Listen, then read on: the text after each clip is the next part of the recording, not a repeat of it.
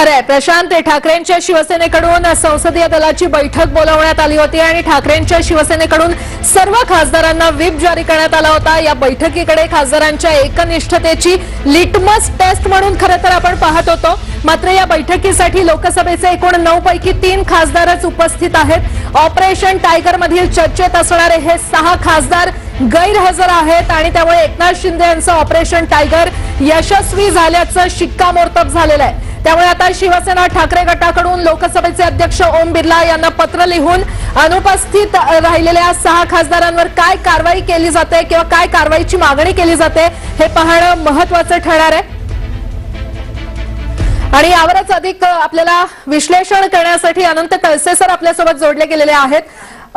Kalse sir, स्वागत आहे news 18 मराठीमध्ये। 45 मिनिटं झाली आहेत या बैठकीला, मात्र अजूनही एकही खासदार या बैठकीसाठी आलेला नाहीये। आता ठाकरे गटाकडून काय ऍक्शन घेतली जाऊ शकते?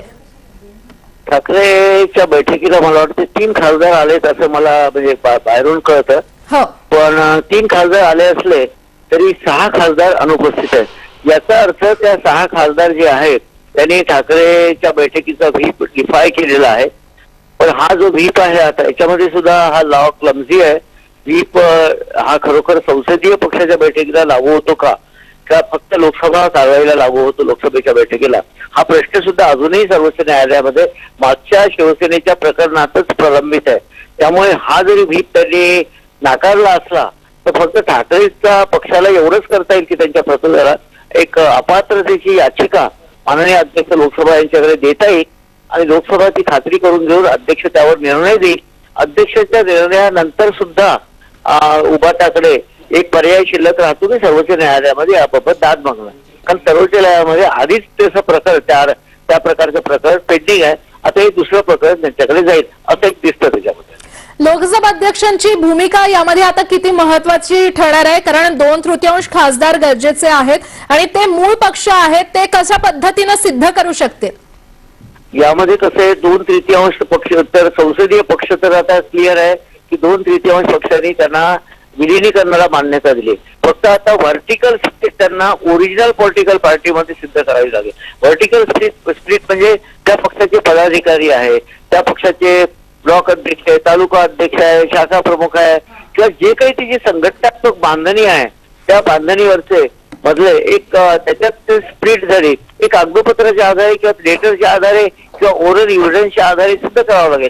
कारण शेवटी अध्यक्ष हे 10व्या अनुसूचीनुसार एक ट्रिब्युनलचं काम करतं आणि तेव्हा तो follow the rules regulation principle of natural justice आणि ज्युडिशियल प्रोसेस असती, ही क्वाझी ज्युडिशियल प्रोसेस असते। त्याप्रमाणे ते हिअरिंग घेतील आणि सिद्ध करतील आणि ते सिद्ध केलं तर ते त्याप्रमाणे निर्णय घेतील माननीय अध्यक्ष, अशी प्रक्रिया आहे ती। बर, कळसे सर, मात्र आता यापुढे कायदेशीररित्या या 6 खासदारांसमोर काय अडथळे असतील? शिंदे गटासमोर काय अडथळे असतील?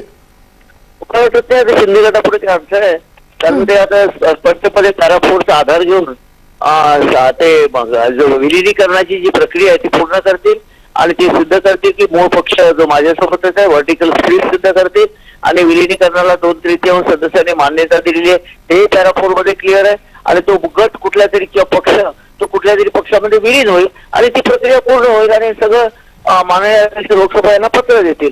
त्यामुळे त्यांच्या गटापुढे काही अडचणी आहेत असं मला वाटतं। निश्चितच आता येणाऱ्या पुढच्या काही तासात काय होतं हे पाहणं महत्त्वाचं ठरणार आहे। कळसे सर, धन्यवाद या संपूर्ण विश्लेषणासाठी। तर आपण पाहतोय ते 6 बंडखोर खासदार या बैठकीसाठी अनुपस्थित राहिलेले आहेत। या बैठकीकडे खरं तर खासदारांच्या एकनिष्ठतेची लिटमस टेस्ट म्हणून आपण पाहत होतो।